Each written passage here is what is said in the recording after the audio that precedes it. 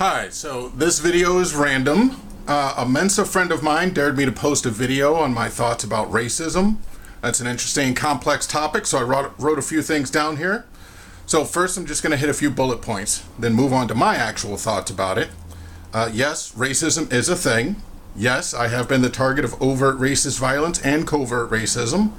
With all due respect, I do believe a black person can be racist because I believe racism is the internalized assignment of social value based on skin color of a person.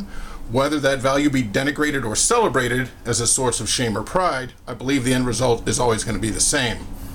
Now, since this is a dare for me to share my thoughts on racism, not the thoughts of others, in my opinion, we should, as of right now, stop using the words white, black, and the current vocabulary for race. That vocabulary is based on a flawed logical and social foundation, and most attempts to fix that still use the same flawed foundation, in my opinion. So it becomes offensive to call people colored people, but becomes correct to call people people of color. Not impressed with the change.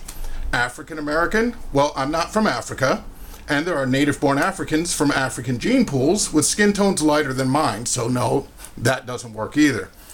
I propose we use the Fitzpatrick scale. So why? Because so far it is the only discussion of skin tone I've come across that bases it on actual logic and science.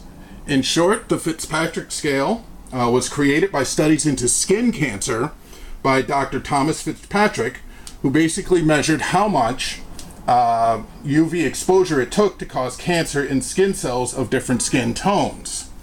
What Dr. Thomas Fitzpatrick discovered was that across all of humanity, there's only 6 skin tones, and from an evolutionary standpoint, those 6 skin tones correspond to latitudes across the globe.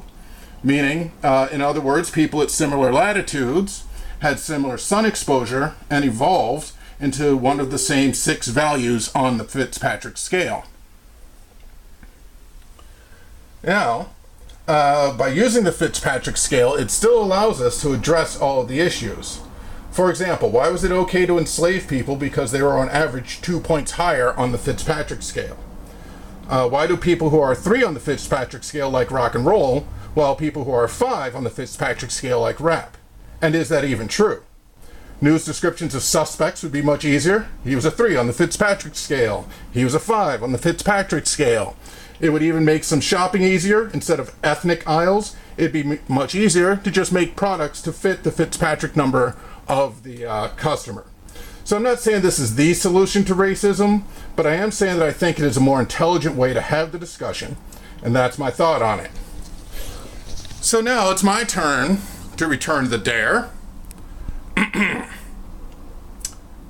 Forgive me if I don't pronounce this game correctly. I dare Song Tak Kwan to play a piano in public. And I will give you a time frame of this weekend to get this dare accomplished.